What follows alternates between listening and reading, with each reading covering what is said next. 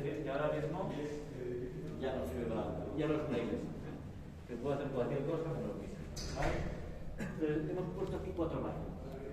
Se llama Madre Nostra. Somos muy originales.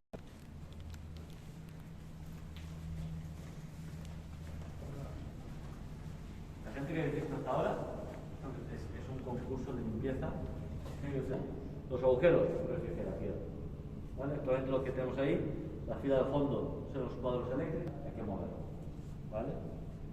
En supercomputación.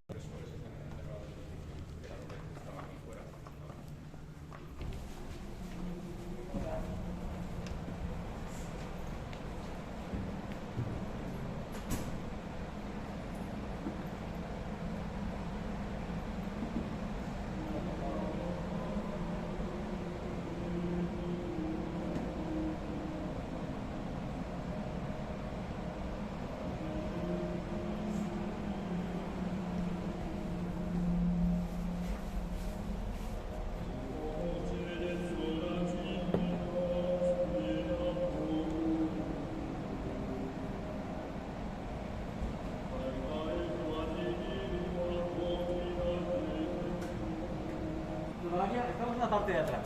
Después tenemos la vuelta y entraremos por delante. Por delante lo primero que encontramos, la primera fila, es el disco. En casa tenemos la misma configurado.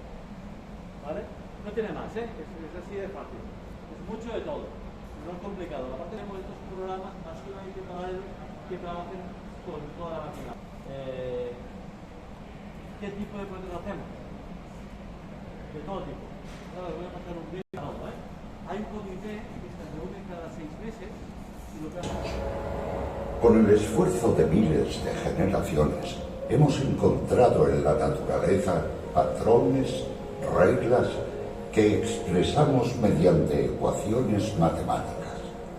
I cuando... El somni dels astrònoms de les últimes dècades perquè representa saber com és la nostra galàxia, com es mouen les estrelles al voltant de la galàxia i si tenen alguns moviments peculiars que ens indiquin que